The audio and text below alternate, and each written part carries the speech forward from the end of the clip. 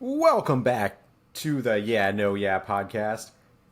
My name is Noah. I'm here with Justin. Let's How we doing, go. Justin? I'm doing great. How are you? Good. I actually just got back from Wendy's. I got their pumpkin frosty. You Oh, know, did you like it? it was good. It was good. Yeah. It was a little more rich than I was expecting. Yeah. Delaney had it the Um, other day, and I tried to bite, and it was all right. yeah, it was a little more rich than I was expecting. Yeah. It honestly tasted like a cold pumpkin pie. Yeah. That's the way I would describe it. That's exactly what Delaney said too. She said, it tastes like pumpkin pie. I was like, yeah, that's maybe why I'm not a huge fan, but I don't hate it. It's it is what it is. Yeah. It was good. I Yeah. I wouldn't I wouldn't crave it, but if I was at Wendy's, I'd be like, yeah, you give me another one. I still think the chocolate frosty's better, but yeah, yeah, I agree. That's the go-to. yep. Don't worry, we're gonna get to a lot of football takes. Yes, Don't we worry, will. we're gonna get there. We got some real or fake NFL takes. We got college football takeaways, and previewing the biggest college football weekend since 2006. Let's go.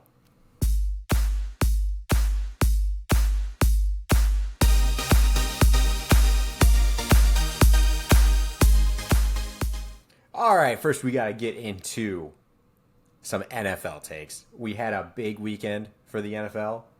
My Steelers took home a nice win on Monday night. It was not their got offense lucky. that did it, though. Yeah, it was not the offense. Justin, how was that? How was that tough loss in fantasy? I mean, it is what it is. I'm not. I got rid of Trevor Lawrence. Was the takeaway from that week. I no longer have him on my roster. I have Dak Prescott and Jordan Love. So we'll see what happens with that. Two very see it. inconsistent players. I feel like this season. So it'll be Hey. interesting. Hey, it was a tough loss because the Steelers' defense is the one that beat you. Yeah, and I'm not mad. That's what happened. I'm mad that it's because Nick Chubb got injured. Because really, It was. if that didn't happen, I think I would have been okay. Oh yeah, for sure. They would have continued to run the ball. The Steelers' Exactly. weakness on the defensive side is definitely their run game. And when Nick Chubb went down, I don't think they were ready for it. Jerome Ford wasn't awful, but he went for like an 80-yard run, and the rest of the game he had 30 yards. So Yeah, exactly. And obviously, Nick Chubb's gonna, he's the difference maker there. So, absolutely. what So it is. actually, let's just get into that NFL take all first. right, let's do I, it. we didn't. I didn't have this one prepared, but I want to talk about it. So you're gonna give me if it's a real concern, or it's like a real take, or if it's just something that's a little exaggerated. All right. Okay, okay. So the Browns will regret the Deshaun Watson trade. Real or fake? Yeah, I think that's real. I've said this since Baker's been in the league. He is not a terrible quarterback. He came into a Browns team that was a horrible team, right? He did not great, we'll be real, but he himself wasn't the issue. It was the whole team. We're seeing that now with the Buccaneers. We saw it with the Rams when he played a couple games last season. He's not a terrible quarterback. Deshaun Watson was overhyped, overpaid.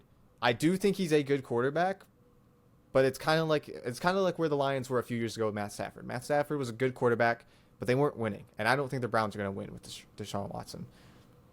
I like the take. My issue with Deshaun Watson, right, is after all of the off the field issues, he needed to come back and prove something and Yep. be the face of like Cleveland football again. And honestly, when you watch him play, he's struggling and he kind of looks like he doesn't really care. Yeah. He doesn't look agree. like he's very invested. Like he's not getting overhyped or he's not getting hype on the sidelines, yelling at his receivers, yelling at his running backs. He just looks like a guy that's going out there, going through the motions and getting back off the field. Yeah. And that's not what they need. They need someone like Baker who brought them up from the depths of hell, won Honestly. them a playoff game against their rivals, the Steelers, and almost beat the Chiefs. That's what I'm saying. And- Like, he wasn't bad. He didn't. He wasn't do it. I bad. mean, the team wasn't great, but he like you said, he brought them up. He definitely improved the team overall. I feel like Deshaun Watson is not improving the team. He may be a better player like one-on-one comparison, but he's not better for this team. Yeah, he made one stupid mistake in throwing a pick six where he ended up hurting his shoulder and it ruined his time with Cleveland. He wasn't himself the rest of that season, and then the fan base kind of turned on him and wanted someone else in there. So, and yes, he is a very polarizing guy. He doesn't like to blame himself. But honestly, with the swagger that he brought, he's the one that resurrected this team. Yeah, he did. He really did. And another thing about Deshaun Watson is, I know at the beginning of the game, I believe he does like a pregame ritual where he like does like visualizations or breathing techniques or whatever it is. That's fine. That's good. But like you said, throughout the game, you got to be hype. You got to get in people's, like, when we would watch Tom Brady or even Pat Mahomes, if they're not doing well, they're pissed off on the sideline. Like, they're upset. They don't want to be losing. And it doesn't seem like Deshaun Watson cares if he's losing at the moment. But maybe that might just be his personality where he just internalizes it, which is fine. But you got to show that. You got to show something to the rest of the world. Right. But to your point, I mean, we saw the Deshaun Watson in Houston that threw a deep pass to Will Fuller and is pulling out the air guitar on midfield. So, I mean, it's in there somewhere. It just feels like it feels like a different person. Yeah, I agree. Yeah, that sucks for Cleveland because that was a big trade, and I think they are going to regret it. Honestly, he's just an elevated Baker that doesn't show the swagger or the emotions. So, I don't know. He's got better skill. I agree. Better skill, but less emotion, and he needs more. Yep, absolutely. All right, I like so that's a we're on real the same take. page there. Yep. Yeah. All right. Let's go with another division rival. The Bengals won't make the playoffs this year. I mean, it's still early, right? It's still early in the season. Obviously, they're not looking great. Will Joe Burrow get his head out of his ass and, kick it up a notch? I don't know. I do think there is something there with his injury, right? He said he re-injured himself the other game. Sure, yeah. But, you're one of the top-paid quarterbacks now. You got to get it done. You got to find a way. Pat Mahomes, when he's injured in a playoff game, he can barely walk. He's out there. He's making it happen. So I think this is going to be a learning curve for him. And depending on how these next two games go, I think they're going to miss out on the playoffs. I don't think they're going to come around. I think they're going to lose these two, and then they're going to struggle the rest. They're going to do better, but they're still going to struggle, and they're going to be too far in the hole to come out of it. The AFC is a deep conference this year. There's a lot of teams that could be Super Bowl contenders that are in the AFC, and some of them aren't going to make the playoffs. I still think the Bengals will. They always end up going on a pretty good hot streak towards the end of the season. Yes, this injury is concerning, but Joe Burrow's just the guy that will get it done in the end. Their offensive line looks rough again, and it's been rough the past two seasons with Burrow. And they've spent a lot of money on that line, so that's a real concern. The injury is a real concern, and everyone's blaming the injury for Joe Burrow. There were 3 quarters in that last game where he wasn't injured. True. To the extent that he was in the fourth quarter, and he still didn't look good. So there's definitely a disconnect somewhere, and I don't know why. I don't know if it's because he hasn't gotten a lot of practice reps, but it really shouldn't matter for a team that really brought everyone back from their team last year, except for some players on the offensive line. Yeah. Oh, I agree. So, but here's my thing. I don't think they're going to make playoffs because of this reason. They're playing the Rams this week. I think that's a loss. Playing the Titans, I also think that's going to be a loss, but I guess that's more up in the air. Okay. Cardinals, I think they could beat. Seahawks, I think is going to be a loss. 49ers a loss. Bills a loss. Texans they can beat. I think they're going to lose to the Ravens and the Steelers if this is their current team, if they're playing how they're currently playing. They play the Jags, which I guess is a toss-up, but they're doing decent. Colts, I guess, whatever. And then Vikings, Steelers, Chiefs, Browns. I don't think they're going 500. Oh, okay. I like this. So I you really don't think they're going 500 in that? No, I don't. Okay. I They're think they already will. they're 0-2, right? They're 0-2. Yeah, I'm gonna count while you say this. What your All thought right. is right now? All right, You wait. can Are you gonna read them, or you want me to? no. You say what you gotta say. I'll count in my head. Oh, okay, Just okay. what I think the count's gonna be. So once they get through that period of like to the Rams, they might lose. They might lose that game. The Rams look a lot better this year than they did last year. Stafford with Puka Nakua, who out of nowhere turns out to be the best receiver in this class. And I mean, I have genuine concern of them going 0-3. But after that, they have the Titans, you said, and then the Cardinals. Both of those teams, they will beat. I find it very hard to believe that they won't. And then what was it after that? The Seahawks, I believe. Yeah. I think once they get through those first two wins, I think they'll beat the Seahawks as well. And then it's uphill. Okay, interesting. Okay, so I'm at 5-9 right now, and then they play Steelers, so that I'll give them.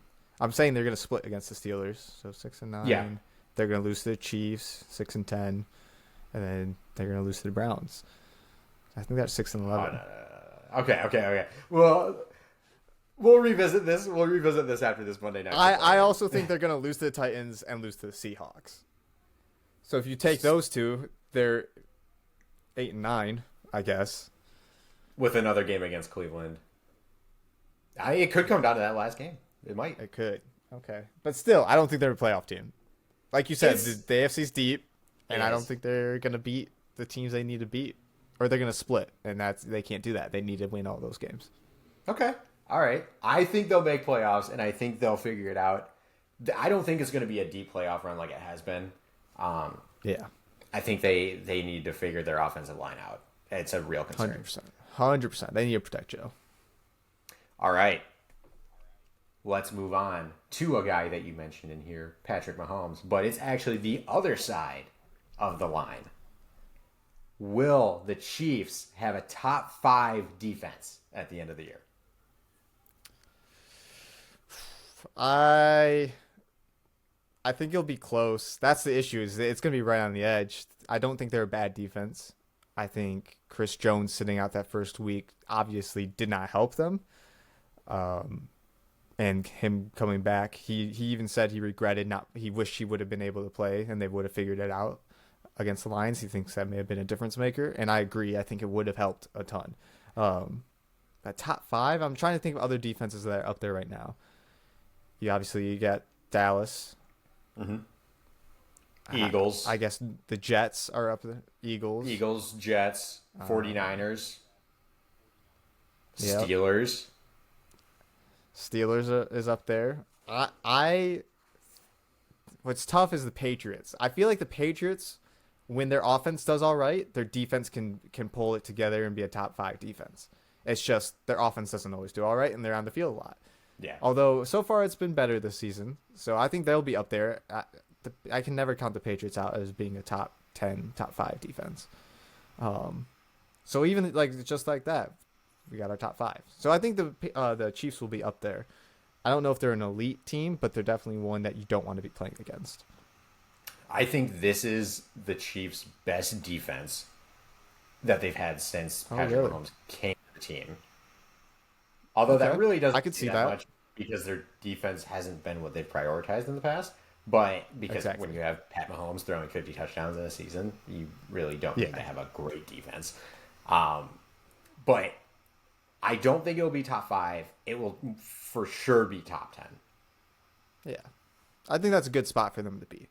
And although it seems like their offense has declined this year, and I think they will continue to struggle on the offensive side, their defense stepping up is going to make them still a top-tier team. Even though Patrick Mahomes is the best quarterback in the league, you do see them struggle even if Travis Kelce's out there. He needs I still don't think he's 100%, and he needs someone else. Like, even having Juju last season was a big help. Yeah. They are struggling. Kadarius Toney can't hold on to the ball. Valdez-Scantling's route running is pathetic. It's a straight line down the field. Yeah, that's tough. Well, we'll see. I have faith that they're going to get creative throughout the season too. So we'll see what happens. Yeah, we'll see. All right. And the final one. The Jets had a pretty bad offensive game against the Cowboys this past week. Yeah. So, will the Jets stick with Zach Wilson the entire season? If I'm a Jets fan, I'm praying they don't. Odd, like, I don't think he's a terrible quarterback. I think he's in a rough situation. He started off in a rough situation. Obviously, he needs to step it up, and I think he's going to. I think he's going to improve. I just think the New York teams are cursed. Like I can't describe how upset I would be if I was a New York fan. Will they stick with him the entire season? I think they won't. I think he's going to have a few more games where he really struggles, and then they're going to start looking at other options. Because besides him, this team's a decent team. They have a great defense. They have the running backs. I mean, Dalvin Cook's still getting his footing. Breece Hall's upset because he didn't get the touches he wanted. But I mean, you can work that out throughout the season. Like, the talent's there, the team's there. Zach Wilson kind of seems to be like the weakest link, and you can't have that. You can't have your quarterback being the weakest link on your team. So if they lose a couple more, I think the 49ers will say otherwise. True. Yeah, I guess if everything else is top tier elite, then it's fine. But yeah, I think he's gonna. If he struggles against a team that they probably should beat, if he's the reason they lose, he throws interceptions, whatever, he just can't get it done. They're gonna start looking elsewhere. I agree, and I think it'll be this weekend. Not that they trade for one immediately. Not that they trade for one immediately. But they make the decision. Yeah, they'll know. And it's going to be... Oh, man, I feel bad for Zach. It's going to be completely dependent on if the Vikings win this weekend. So they play the Chargers, okay. 0-2. Both teams came into the season as playoff hopefuls. Yeah. Expectations were at least to make playoffs. And they're both 0-2.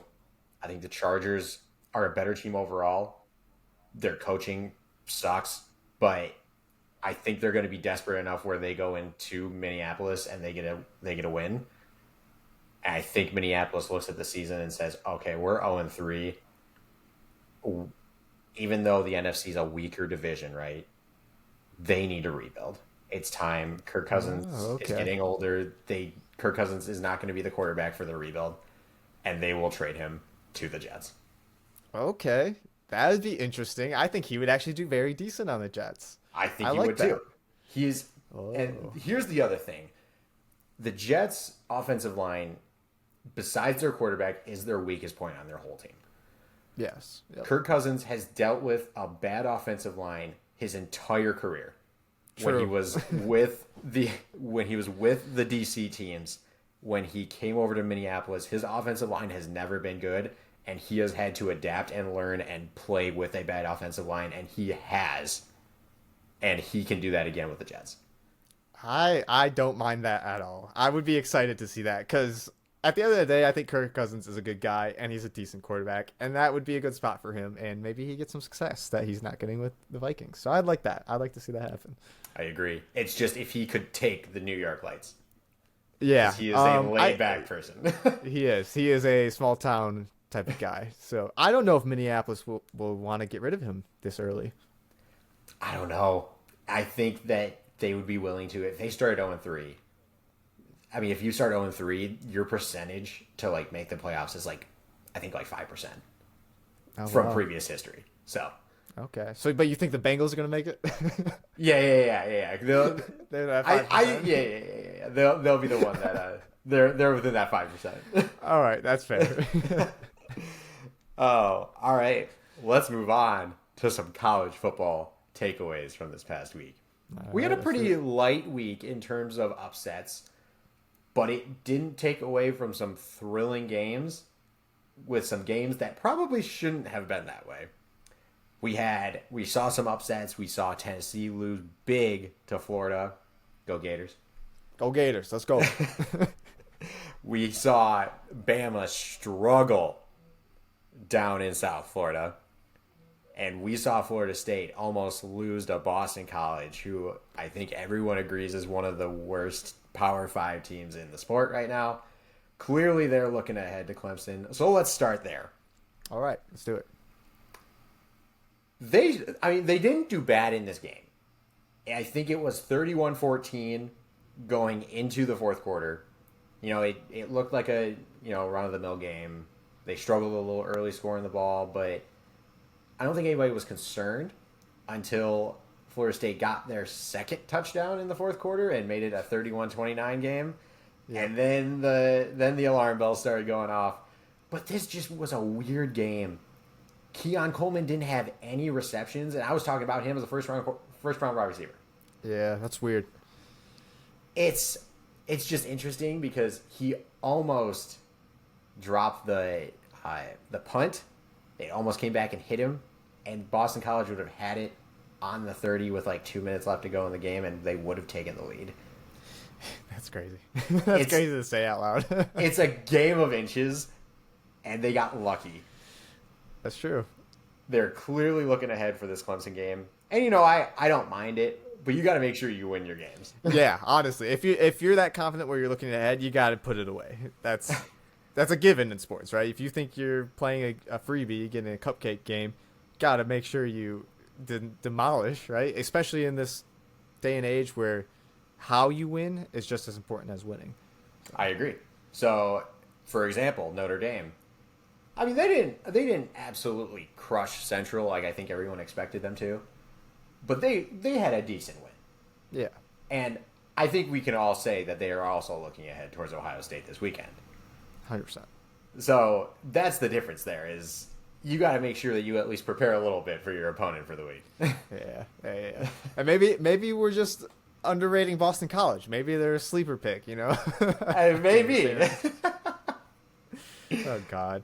Yeah, I mean they'll get it together. They'll be fine. Yeah, I'm not worried about so. FSU. I think so too.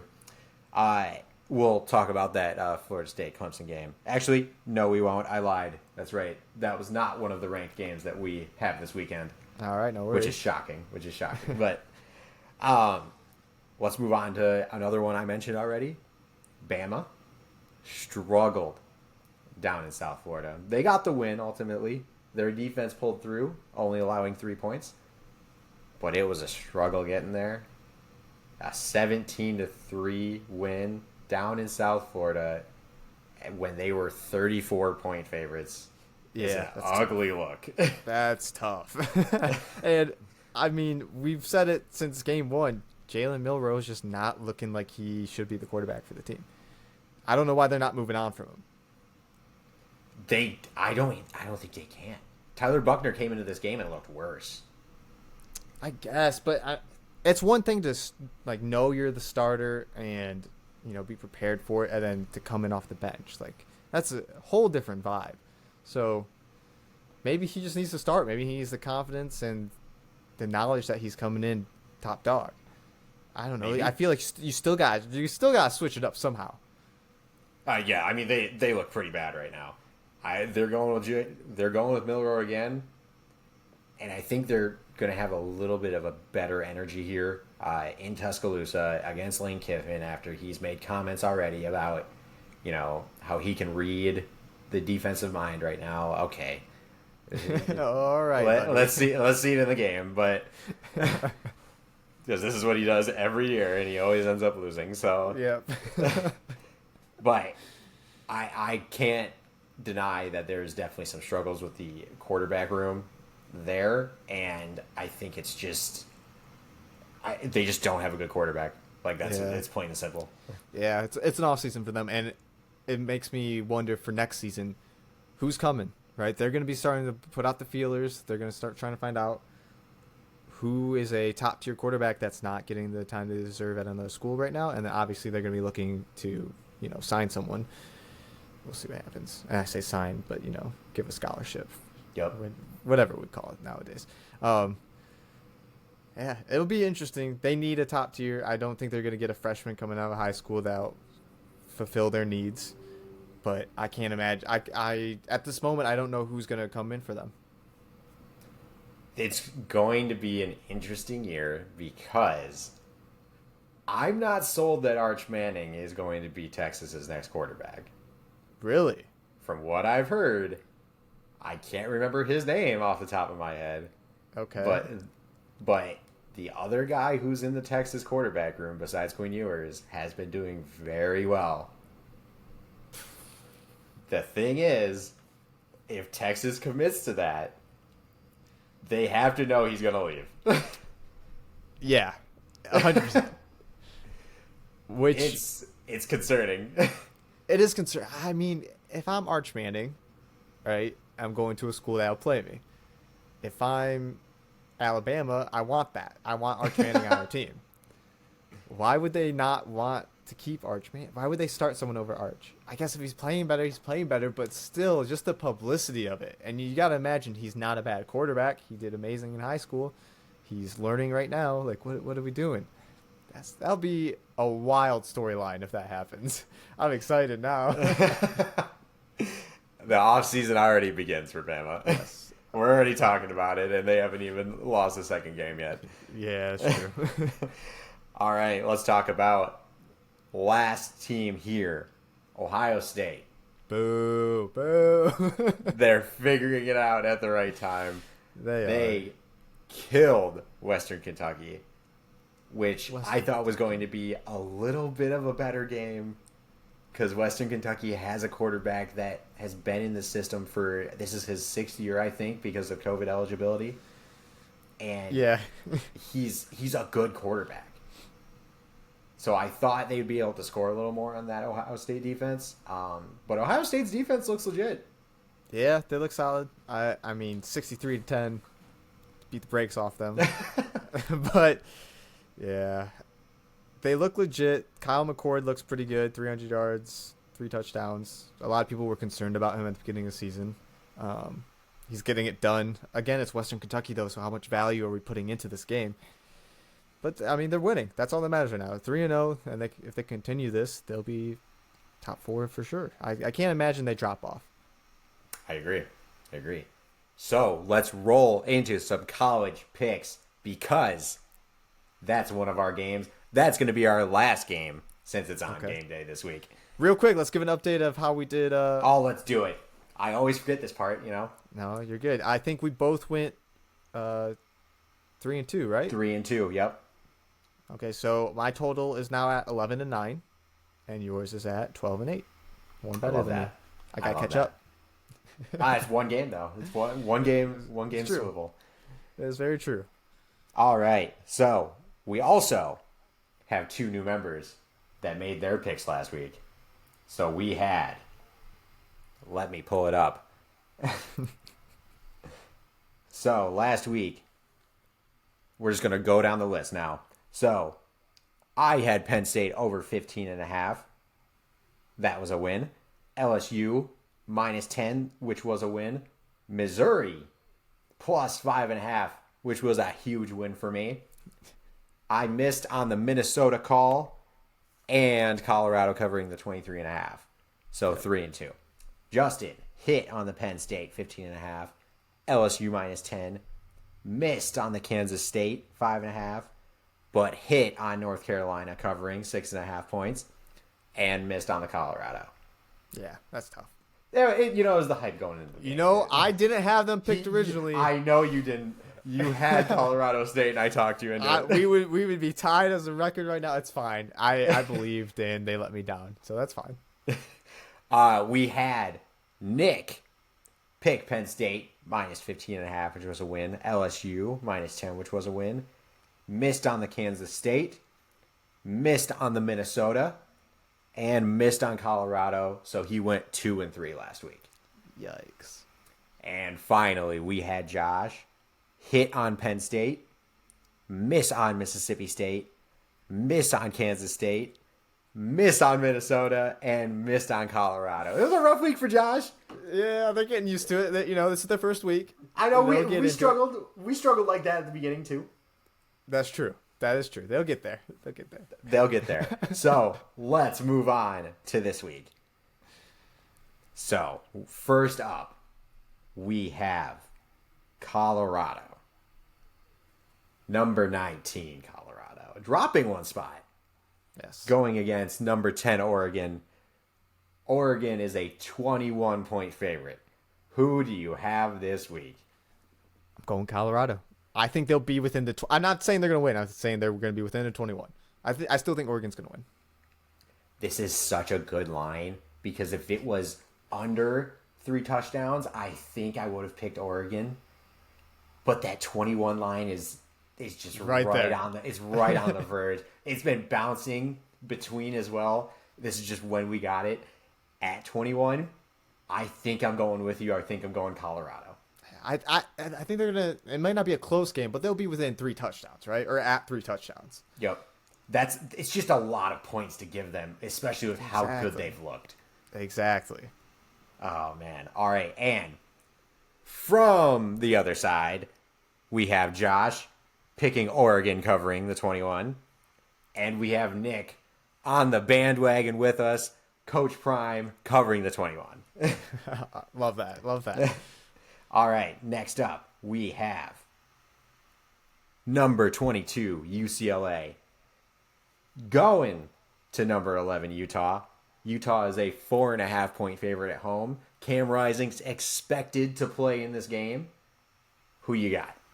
I think I got to go Utah. Cam Rising coming back. 4.5's not a lot. I think they got it. I agree with you. The home field advantage is huge for Utah. The elevation. I know UCLA is used to it going in there, but I don't know that you can really get used to it. You know what I mean? True. Like, unless you're playing there every week, you can't get used to that elevation. I think that's a huge boost for Utah, and I think that they cover that 4.5. That's like saying going on the same vacation once a year. Like, exactly. Not used to it. Exactly. Josh is picking UCLA to upset Utah, and so is Nick. Sorry, no, he's not. No, he's not. Sorry, Nick is covering the 4.5. Yeah, I was gonna say I don't think you said that, but okay. I should have just did that for the views. Yeah. You would have been pissed. That's fine. All right, next we have number 15, Ole Miss. We talked about this game. Lane Kiffin going back to number 13, Bama in Tuscaloosa. Bama's a 7-point favorite. Who you got? Man, I don't like betting against Bama. I think Ole Miss is going to cover. I got to pick Ole Miss. I don't like doing that, but I'm doing it. I like it. Because I've got them too. I truthfully think that Bama's still going to win this game. But I think it's going to be a close game the entire game. Yeah. Like, I don't think the teams go within 7 points of each other the entire day. Oh, wow. Okay. It'll be exciting. Game. It's going to be a great game. I hope so. Josh is picking Ole Miss as well. I don't know if he's picking him outright. I guess we'll find out on Sunday if he did or not. Okay. And Nick is taking Bama. So I can't he's knock picking that. against us. My heart says Bama, but my brain says after the past couple weeks, I can't pick them right now. I agree with you. It's not a smart bet to take. Yeah, it's risky. It's risky. All right. And just for a spoiler for you guys, I forgot to mention this at the beginning. Normally we do 5 picks a week, but there were 6 ranked games this week between 2 ranked opponents. We had to go with all 6. We had to. Got to. And that's not even counting the Florida State Clemson game, which should have been one. Yeah, that's true. It'll be a good weekend.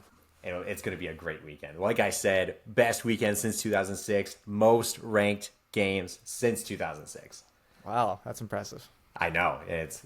College football is back. It's booming. Business is booming. Business is booming. All right, second to last pick. We got number 14, Oregon State, at number 21, Washington State. Oregon State is actually a 3-point favorite in Washington State. Who you got? Man. I really should have thought about this one more. I think I'm going to go Oregon State. Okay. I think I'm going to do it. All right. DJU's there? Perfect. Fully off of gut. There's no purpose to that pick. Okay. Oregon State has looked better in the past few years. But I'm going Washington State with this one. It's a home crowd. Cam Ward is a good college quarterback. I don't think he's gonna be an NFL talent at all. but he's just a good college quarterback that knows the system because he's been there for forever. So I got Washington State here. Josh has Washington State as well, and Nick is with you with Oregon State at -3. All right, sounds good. All right, second to last pick, number 24 Iowa at number 7 Penn State. It is a whiteout in Happy Valley. It's the night game. Penn State is a 14.5-point favorite. Yeah, I'm picking Penn State. Yeah. I think this is going to be a blowout. I feel bad for Iowa. Yeah, I feel bad for them. We all picked them last week. We are not all taking them this week. Oh. Nick has them as well. Josh is taking the Hawkeyes in Happy Valley. Josh is going to have a 1-in-5 week, man. Josh, what are you doing? Either that or he's going to blow us out of the water. Can you imagine? He comes back from the grave. He's undefeated this week. That'd be crazy. All right, and we got our game of the week. Number 6, Ohio State. At number 9, Notre Dame.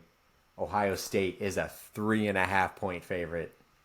Who you got, Justin? Man, this is tough. I think, just based off of the limited amount of watch time I've had for both of these teams, I'm going Notre Dame. I think it's going to be a field goal difference.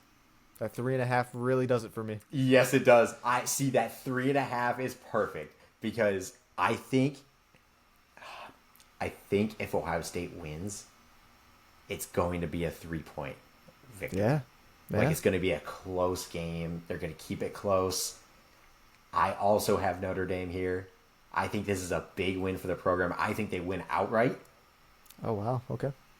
I'm not on the Ohio State hype train. I know they played good this last week, but like you said, it was against Western Kentucky. They haven't faced a team like this. Exactly. It's going to be a great game, and honestly, yeah, whoever ends up winning, it'll be fun. It would be a great game. Might be game of the year. I know I said it about Texas Bama. This might be number 2. It might be number 1. We'll find out. All right. Yeah. And for our guest pickers here, because they haven't been represented here yet. Josh is picking Notre Dame, and Nick is also picking Notre Dame. Wow, so this doesn't look good for us, guys. If we lose this, we're just Ohio State haters. We all picked Colorado last week, and it didn't work out for us. Hopefully this one goes better. Yeah. Well, we won't talk about it if it doesn't. So, yeah. Okay. We will go over these picks on Sunday. We will be fully committing to our sports podcast segments here, and we will go over these picks again. We'll talk about some college games, some NFL games, and what's coming up next week as well. Exactly. If you liked the episode, make sure to follow, give us a like, subscribe, give a review, tell us what you didn't like, tell us what you want to see. We're open to any comments, suggestions. We love doing it. We're going to talk about sports here on Friday mornings when you're listening to this. And then our other episode on Sunday, we record with all 4 of us, or 3 if one of us can't make it. We're going to, talk about sports again and then kind of just life stuff. So, yeah, come join us and let us know what you think. All right, guys. See you on Sunday. All right. Peace.